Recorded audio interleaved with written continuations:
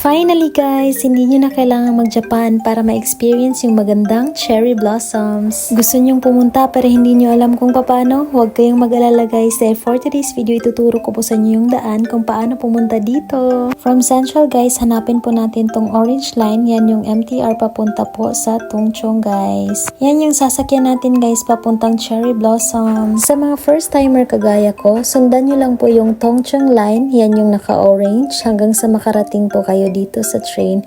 Yan po yung MTR papuntang Tongchong guys. Yung Tongchong guys, yan yung pinakahuling stop from Hong Kong. Kulay red po yung kulay ng hawakan ng train guys. Tapos pagdating naman dito ay hahanapin natin kung anong exit ngayong Ngongpin 360 at ayan nga nakita ko exit B siya guys. Kaya susundan lang po natin ang exit B hanggang sa makalabas tayo.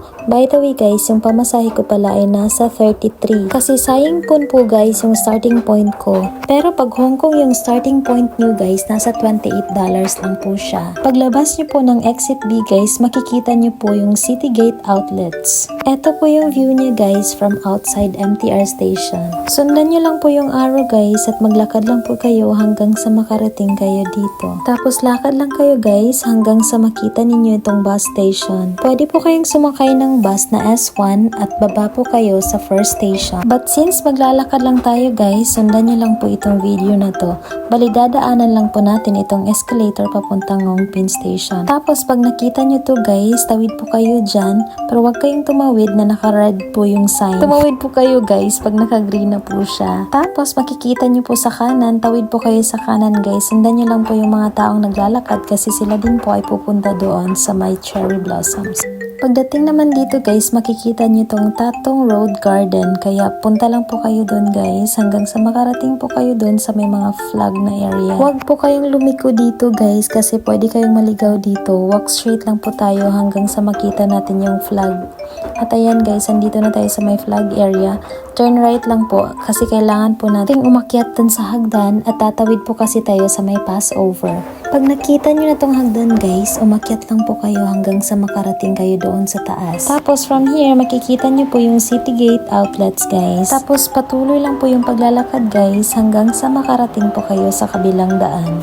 Dito pa lang po guys ay makikita na po natin yung mga iba't ibang kulay ng cherry blossoms. May mga white and pink, pero huwag kayong mag-alala guys, hindi pa po dyan yung pupuntahan natin, medyo malayo pa. Pagbaba ng hagdan guys, lakad pa po kayo. Tingnan nyo po yung direction ng cable car guys, kahil dadaan po sila dun sa may cherry blossoms na area. Kahit susundan nyo lang po yung cable car guys, hindi na po kayo maliligaw. Tapos makikita nyo po itong Check Lap Cook South Road guys, patuloy lang po sa paglalakad hanggang sa makarating kayo dito sa may dagat. Sa sobrang ganda ng view dito guys, pwede po muna kayo mag-stop over at mag-picture taking muna. Tapos makikita nyo po dyan yung bridge na yan. Dyan po dumaan yung train na sinakyan natin kanina. Patuloy lang po tayo sa paglalakad guys hanggang sa makarating po tayo dito sa may signboard na Cherry Blossoms Garden. From there guys, makikita nyo na po yung garden ng cherry blossoms. Lakad pa po tayo guys at tumawid po tayo dyan sa may kaliwa pag may sasakyan. Pag walang sasakyan guys, baka maging alaala na lang tayo. Joke lang po.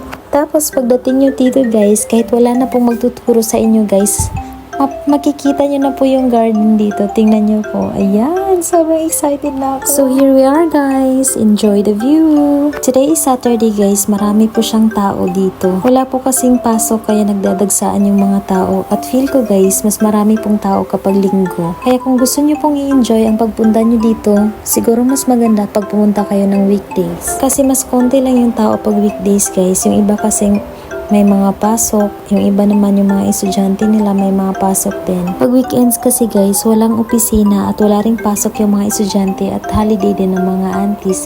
Kaya kadalasan nandito yung mga aunties nagtatambay guys. Tsaka nga pala guys, wala pong entrance fee dito. Pwede po kayong pumasok ng kung anong oras na gusto nyo at lumabas kung ano ding oras yung gusto nyo. Pero hindi lang po ako sigurado sa gabi guys. Magdala po kayo ng kaibigan nyo guys para may magpipicture sa inyo. Sayang kasi pag walang magpipicture sa inyo kagaya ko, wala akong choice kundi mag-video na lang. Although marami naman pong mga Pilipina na nandito, pero iba pa rin yun guys pag may kaibigan ka dahil may uutusan ka na mag-picture sa'yo.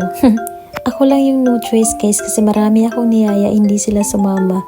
Yung isang kaibigan ko ina-expect ko na sumama sa akin kaya lang natatakot siya guys baka maligaw daw kami kaya ako na lang mag-isang pumunta. Sayang din kasi yung opportunity guys na hindi ako pupunta dito kasi malay mo baka next week nasa Pilipinas na ako hindi ko na may enjoy yung Hong Kong. Tapos pag nasa Pilipinas na ako hindi na ako makakabalik dito, 'di ba? Habang nandito na rin lang guys, pupuntahan na natin lahat ng gusto nating puntahan.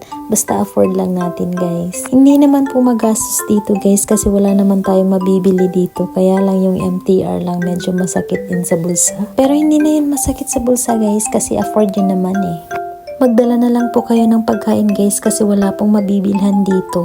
Tapos kung may mabibilhan man dun pa sa malayo sa may City Gate outlets guys.